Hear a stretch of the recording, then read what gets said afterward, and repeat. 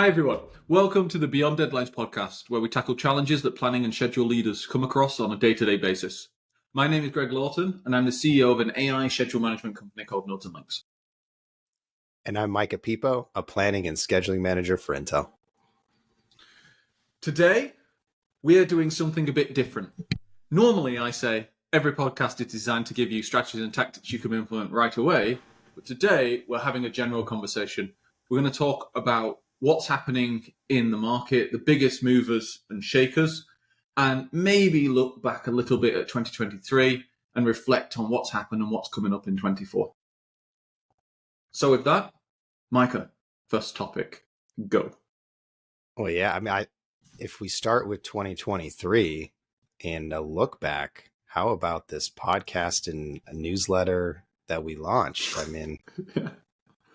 Pretty wild. Are we at 1 million yet? Because I remember you and I having a conversation in February saying, Sundays are boring. I'd like to let's do something fun that helps people. And then we started writing stuff in like February, March. And then we launched the podcast, we launched the newsletter about February, March, April. And then we launched the podcast middle of the year. And I remember you messaging me about 3 months ago saying, oh my God, we've just passed 250,000 people who've like listened or read or something like that. Yeah, they were impressions. So we don't have I want to preference everyone out there. We are not making millions of dollars and we do not have millions of listeners. We haven't gotten that Oprah check yet, but one day. No, I think the growth has been pretty great. I mean, there was definitely a demand out there for more planning and scheduling content that is a bit more modern, a bit more helpful, covers a gambit of stuff, it looks like. And I think as I reflect back, the people who have reached out to us and asked for support, looking for job support, looking for specific, career guidance, looking just to want to talk tech, that's been really, really cool. Such a broad, wild. If one lesson people can take away is it's such a broad, wild world of scheduling out there.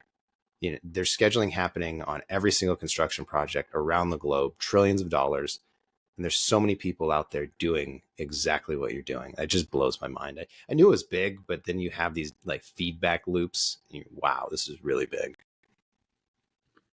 Completely. Actually, to kind of double click on the, people contacting us, because that actually makes it really real, because you and I don't sit here on a Sunday and record purely for the fun of putting each other in the hot seat or interviewing people. Interviewing people's cool because we learn new things.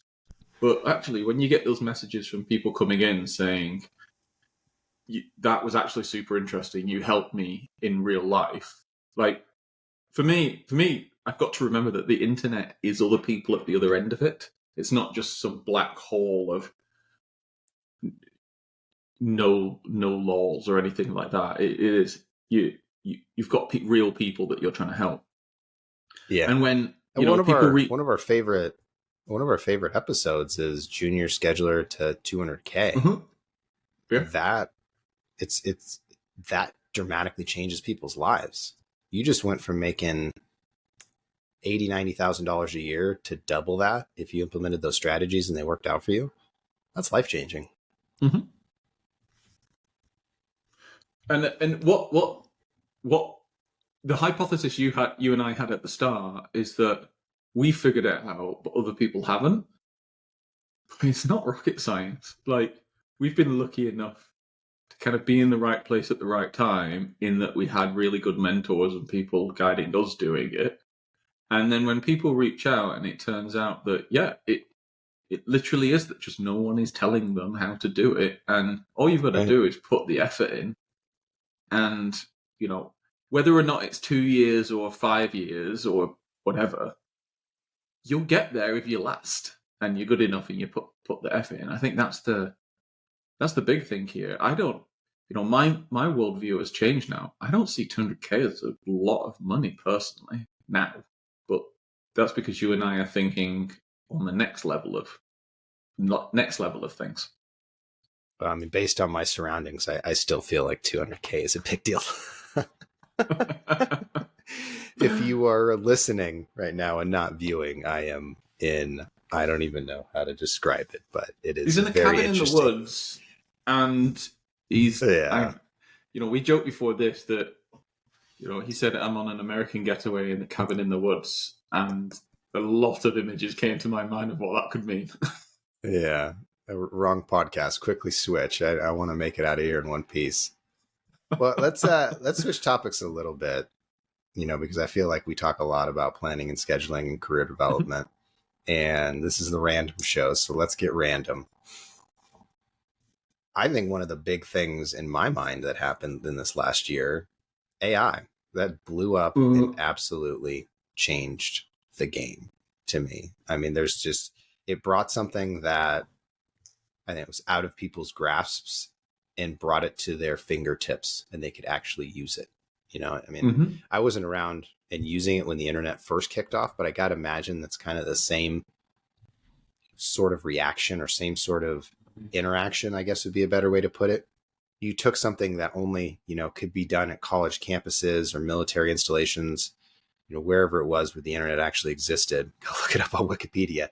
And then all of a sudden you had Bob, Bill, and Susan at their home logging into AOL. You've got mail. And so to me, that if I look back at, 2023, I mean, it was just a bomb. 2023. So that I have half of my body in the projects world and half of my body in the venture capital world.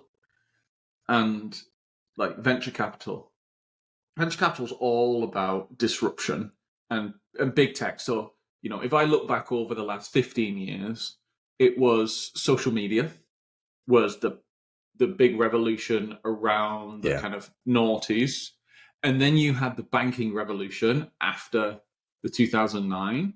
Then you had the crypto and automation revolutions. So things like UiPath and Coinbase and all of those. Obviously, that kind of fell off a complete cliff. Then you had what I'd call how's your crypto portfolio doing? I don't have one because I saw that and I was like, this is stealing from Peter to pay Paul. I don't like this. And then COVID. COVID was the most mental for venture capital because of two reasons. One, you had such enormous shifts in people behavior, so you could implement businesses that would take 5 years to execute in 6 months, and money was totally free. Like at some point, oil went negative in price, so we have unlimited money to throw. That, lo and behold, to everyone, went off a total cliff after everyone went back to work, and people were like, "Oh, every single meeting is now going to be online." Is it? But you do have the deaths of things like WeWork and those kinds of companies. But now is the true cycle of AI, and I look at these cycles. You can look at cycles for longevity versus hype, and longevity to me is that it fundamentally helps. So, like, I'm still not sold on crypto. Crypto to me only fundamentally helps get around laws. So it's great if you're a criminal or you want to dodge tax. Yeah. I don't. Just for everyone listening to this, I actually know the VCs who own like 50% of crypto markets. So that is not decentralized at all. That is very centralized, and they play the monopoly game. So for anyone listening who goes, "Oh, it's totally free," it isn't. It isn't. It's unregulated. Anyway, then we come on to AI, and to me, AI this year, what it didn't like in terms of the algorithms going on leaps and bounds. They didn't. They went on their normal trajectory. What happened is that suddenly everyone got it, and they realized that they could save 5 hours of work and do it in 20 minutes and have a bit of fun while doing it. Yeah. And then that triggered everyone to go, "Oh, wait a minute." Yeah. That to me was the biggest thing. Yeah. Before we go full AI, because I feel like we could talk the rest of the show AI. where do you see, you mentioned free money during the pandemic. Mm-hmm. Now we're a little bit tighter purse strings. I would say over the last 1.5, 2 years, I haven't seen the influx of startups that I saw in the previous 3 or 4 in the construction space specifically. Mm-hmm. Where do you see, and maybe it could be my, just being naive, not, I think I was probably maybe researching a little bit more there, but I do I see, I try and stay in the market looking for startups, looking for new, construction technology tech. I still see quite a few popping up in the lean space and in some of these spaces where they're basically replicating a software or process that currently existed and just kind of making it look a little Mm-hmm. bit snazzier, adding in another function that may not be in the previous service. But I don't see any really true tech companies coming up. I guess 2 questions. One, where do you see in the next 2 years construction tech, venture capital? And is my hypothesis or what I'm seeing, are you seeing it? Mm-hmm. And then 2, is there anything interesting outside of shout out nodes and links that you're seeing in the market that people could be interested in? Yeah. So on the first, there's a couple of reasons. You're right. I haven't seen any crazy startups coming up, and I think that's actually because of 2 or 3 reasons. Number one, all of the players who are currently kind of dominating started half a decade ago. Yep. And it takes a level of time where it's just, 1, 2 people in a dorm room messing around, and then it starts to grow and grow. And that's the story of Nodes and Links and others. Half a decade ago, some forward thinking venture capitalists, plus a couple of founders, were sitting there going, AI and automation hasn't touched project management. Let's go with it. So there was actually a wave then, and now we're seeing those companies getting to a level of scale.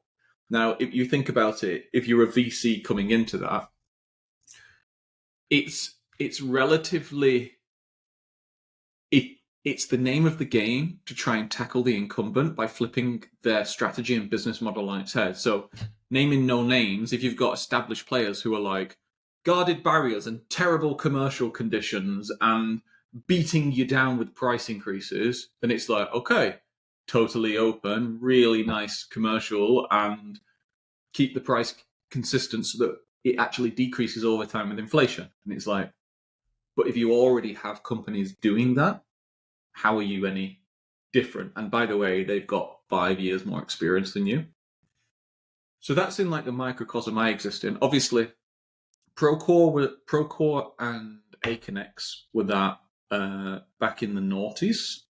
So that's 2010, and they're getting to scale now. Obviously, Aconex got bought out by Oracle. Procore stayed in venture capital and private equity land, and when I last looked, it was worth $10 billion. Yeah. Then They through went public too, I thought. I think they've gone public now.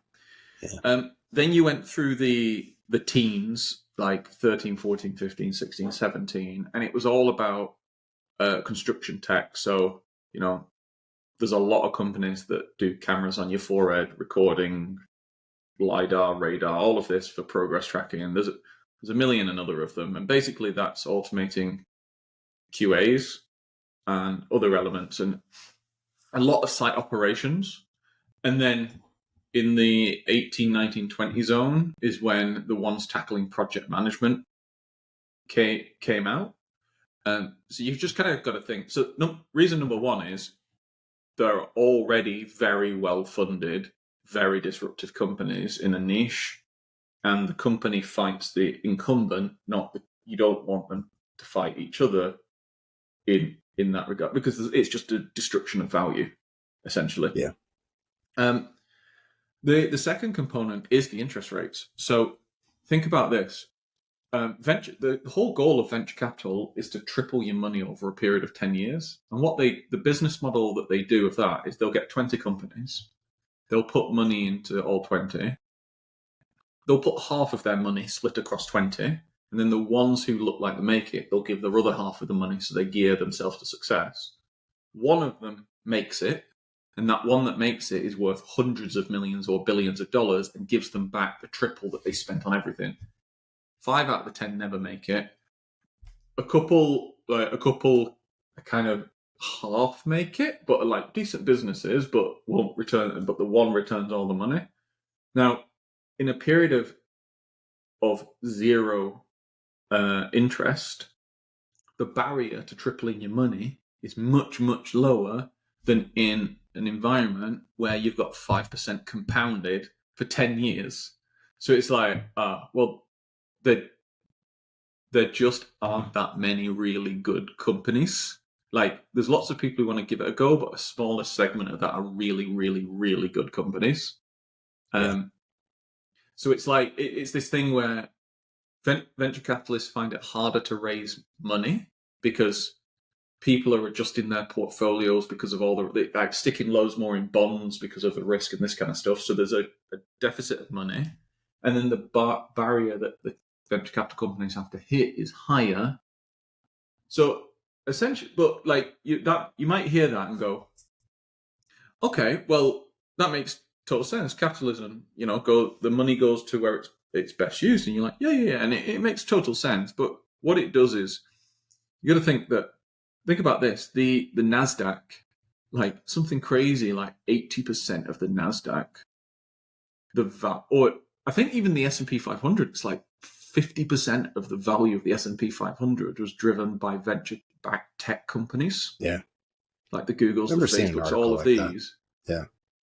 Yeah, I think it's something like that. So it's like, whilst the venture capital markets might seem large, they are really small beans compared to the big mainstream industries.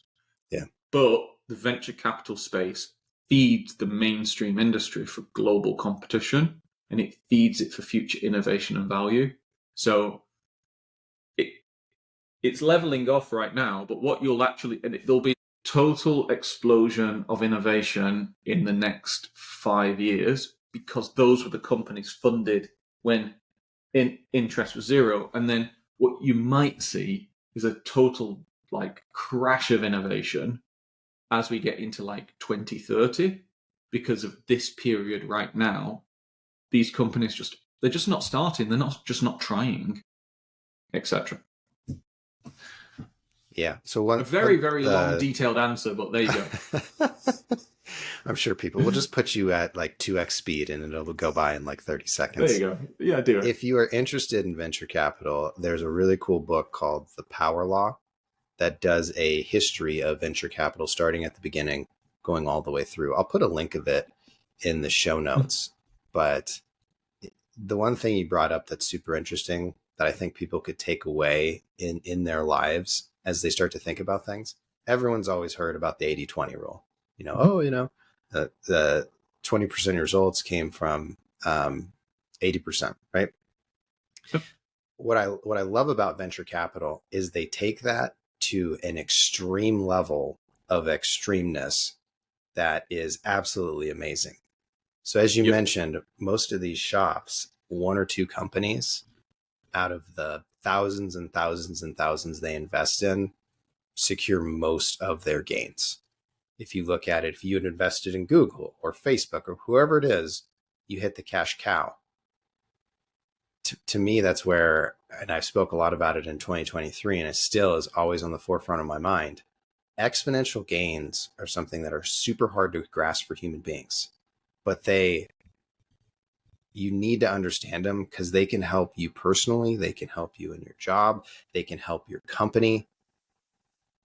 It's that old saying to me where you can only cut so much money, but your ability to gain is infinite. And when you think about exponential gains, it's mind-boggling. And the personal sides of it is, if you improve, 1% per year, you end up improving, overall, I don't know, whatever the scale is, it's like 36% over the entire year, right? If you invest in the stock market, over a certain period of time, like it just outpaces everything. When I look at construction scheduling and planning, if you improve one or two things systematically, and you're doing loads of projects over time, that's exponential gains because you get that return on investment every single year. And that can be something as simple as standardizing your code, standardizing your milestones. And Mhm. it's There's often a lost. Oh, go ahead. I you know, I've recently had my first child. My daughter's born. I've actually already started like writing the things that I really want her to know that I've learned over a long period of time. And the thing that you just said, which is think in power laws, not Yeah. in linear numbers. That that is the largest. I've met a lot of billionaires. I'm not one, but I've met a lot because they play in the venture capital space. That is entirely That how they sweater you're think. They wearing, like they don't that they sweater you're in wearing, you're going to make the audience not be sure with that sweater you're wearing. They're like, whoa, man, well, first of all, Greg, this has got Greg popping Thunderbird up in one on that. it. This is Thunderbird one, and my mum knitted this for me. So I mean, did she use fine cashmere, single sourced, where they pet the alpacas to be honest, it's and my read mum, them so nighttime stories? she might have done. I'm not too sure. Like my mum is pretty. I only get the best. But they think in power laws, and I'll give you two examples. I'll give you one that I've just implemented in my company, and I'll give you one that I've already given them the gift. I called some friends up in the project scheduling consulting world 3 months ago, and I told them this, so they've had their head start. Like, information's free; it's about execution. So the first one in the company. So I have a young sales team, and part of their wages are fixed, part of them are variable, depending on how much success they have. What do you think is better, being paid on how many customers you land, or being paid on the success of those customers? I mean, From I earning, think everybody forget from knows. like moral things, earnings, how much money you can earn. Yeah. I mean, Obviously, the it's the second. success. Yeah. And I'll tell you why. So let's say one individual can land 5 new customers a quarter, something like that. I'm just pulling numbers out of the air for easy maths here. Okay, so let's say I pay them. Call it. I don't pay them this, but let's just go crazy. $50,000, so $10,000 each for a customer, something like that. Now let's say another person, and that's like, could you land 50 customers in a quarter? No. To be honest, no. There's not enough hours in a day to do that in that process. But could you reduce it down to 2 customers and have those 2 customers have 10 times the success of the 5, because you've spent a lot of time making sure that you understand what success is and being able to measure it? Yes, you absolutely can do that. So you could go from a period of 5 to 20 to 50 or something. So you can earn 10 times the amount of money. In the project consulting world, here's some, again, venture capital finance stuff. Consultants are valued between about 0.8 and 1.2 of revenues. So if your consultancy is earning 100 million a year, it's worth about 100 million if a private equity person wanted to come in and buy it, give or take. And there's the things that so long as the brand is company, not person. Yeah. Because it's very hard to, if the person leaves, if Ronaldo leaves, then suddenly no one cares. Right. Tech companies are valued about 10 times revenues. 10.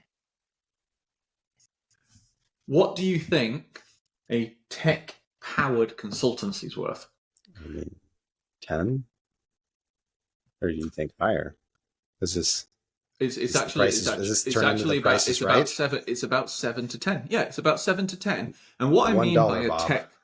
what I mean by a tech-powered consultancy is I mean a consultancy whose primary operations of either go-to-market, offer proposition, which it won't be, yeah, or operations is technology delivery. So imagine if Acom or Turner and Townsend got their act together, launched an AI or a tech proposition, and basically did a Palantir play. Yeah, they'd be worth 10 times as much money. To me, the why behind that, and correct me if I'm wrong, is because a consultancy can't scale at the level a software company can. So they're going to have to constantly churn more bodies, get more people. That's more cost to the business, constantly be winning contracts. Other contracts are going away, to infinity. You're totally correct, by the way. And it comes back to the power law. Yep. It doesn't matter about it. The capital investment almost doesn't matter. This is why venture capital works. The marginal cost of sale matters. So if you invest 100K in designing a proposition and then you have people deliver it, cool. You might earn 100K, but the person costs 80K and you're limited by how many people you can hire and train and scale and all that. And basically it breaks on the entire motion. If you invested 20 million to build the technology, that technology can then be accessed instantly without people having to be in the loop, then actually very, very quickly there comes a point where even selling that technology at a low price far blows above the earnings of the consultancy. So whereas a consultancy might be sitting on 100 million in revenue, that consultancy would be making 5-10 million profit a year, that kind of thing, pushing on the owners relatively happy. But if a tech company is sitting at 100 million and they turned off their growth engine and they just sat and said, we're happy with this, they'd be making 50-60 million a year. Hence why 5 to 50-60, it's about 10 times valuation. Nice. Switching gears a little bit, and we're getting long on show, so I'll have to wrap it up shortly, even though we could waffle here for hours. Speaking of switching gears and being content, I know most people out there are in $100 million tech companies. What are your thoughts on 2024, people looking to transition, people setting goals? Do you do any of that? Like, how does that, as you start to come close to the end of the year, how do you do your goal setting? Oh, I'm a hard goal setter. I write them on my whiteboard right next to me all year. Do you set specific goals, or do you have value? Like, because there is a whole level out there. I do not. So I've done everything under the sun and tried and tested it myself, and all I can speak to is myself. What I found is best is doing OKRs, so objectives and key results. So I'll have an objective to be healthier, and then I'll be like, right, how do I define this? Blah, blah, blah. What I do is I come down to a weekly cycle. Like, all of these goals to me become a weekly cycle. So it's like, how on a Tuesday when I'm tired and I didn't get a good night's sleep because of the baby, what do I need to do? And I could literally just look and go, right, well, today I have to do a gym session. I have to, write something with Micah for the audience, whatever it is. And I have to, read and so that I do it like this. And it just makes it actionable. I think 2024 is a year for me where people can be thinking, how do I double or triple my earnings potential in scheduling and project management within 2 or 3 years? That's kind of the question that I'd be setting for people. And by the way, you know this, but the audience don't. My brother's done it. We taught my brother to do it. Oh, I played a small part in doing it. Yeah. Yeah. My brother's in the 200K club now, and he's just turned 30. Got to buy some Sea-Doos. Jet skis. Yeah. That's where it's at, baby. You make that money, you burn that money. We're not financial advisors here. We don't help you with your budget. I'm a proponent of dollar in, dollar out, baby. You see this sweater? These Christmas tacos don't come for free. I can tell you've never lived in the north of England where the sea is so cold. No, man. Wetsuits, baby. Wetsuits. Yeah, it doesn't matter. Wetsuits. That's not a happy place to go jet skiing. Yeah, the sharks. To me, the goal setting's always been interesting for me. And I've actually transitioned over the years to where I did do objectives and key results And we'll put some links in the show notes. It's a very tried and true practice. I've actually transitioned more to values, and then matching my values to, I think about it in either 1 hour or 10-year cycles. And so your exact same example of like going to the gym. Well, I have a value of, I really want to be healthy and have longevity so I can play with my kids and last longer.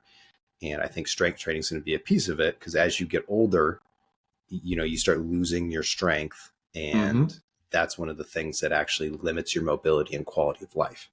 So I'm thinking in that like 10, long year time cycle of like, that's kind of my value and where it's rooted at. And then I think an hour long chunks of like, what would be the best use of my time in this hour? And to me, that would be, okay, let's go get that gym session in.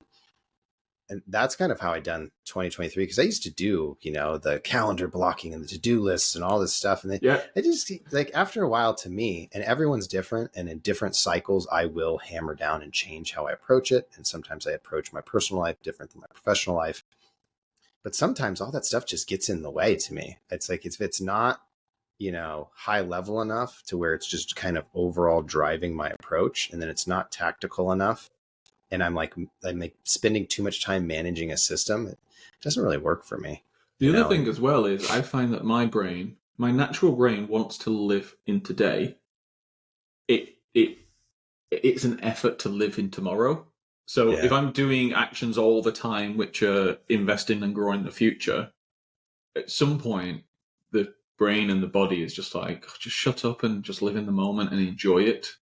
So for me, there's a very fine balance between all of the learning that we need to do and just having fun and spending time with the family and, to be honest, enjoying the job, just turning up some days and doing some meetings and clocking in and out. But those can be the exceptions, not the rule. Yeah. Well, and I'll close it out in my final thought and say that one of the ways, there are many ways to double your earning potential, triple your earning potential. Most people think it's through, I need to go back and get a college degree. I need to go get a specification of some sort. I need to go get a certificate of some sort. But to me, you can triple your earning potential through people. Go figure out and help people and make people feel good about themselves, make people feel good about what they're doing, go solve their problems. And you'll find that's a superpower in of itself. You don't need to pay $200 to get a certification that thousands of other people already have. If you go out and help people, you're going to get, that's going to come back to you massively. And so I completely agree with you. 2024, go make some more money, right? Go spend that money, go buy some jet skis and some wetsuits. And as you go through and do that, look to help people out. Look to see on your projects where people need support and assistance, and be that person who chips in. I completely agree. And actually, just to reiterate and just to say to people here, just to give a perspective, if you're paying tens of thousands or hundreds of thousands for education to give you a future earning potential, that is a very big investment. And it's a very long time horizon. Yes, it works, but some people it doesn't. Micah's point, if I would identify the project director or like the senior or someone and say, I want to get better and progress. I want to increase the amount I can earn. I'm willing to do this, this, and this. And look, I've already tried to do something for you. Can you just sit down with me for 10 minutes a week and just teach me what you know, so that maybe one day I can put myself in that position? And you know what? Most people would go, yeah, sure, because it's fun to pass on to others. Like, that costs nothing but your time. So you're not going thousands and thousands of dollars into some kind of debt to get then a certificate that, to be honest, most people don't really care about. People One care last about what people thing say. Would be Kevin, who's sitting next to you, is a cost analyst. And instead of going and paying someone money to figure out how to be a cost analyst, go talk to Kevin. You want to go learn contracts? Walk down the hall and talk to Jill. Jill has been doing contracts for 30 years. Go figure out from her.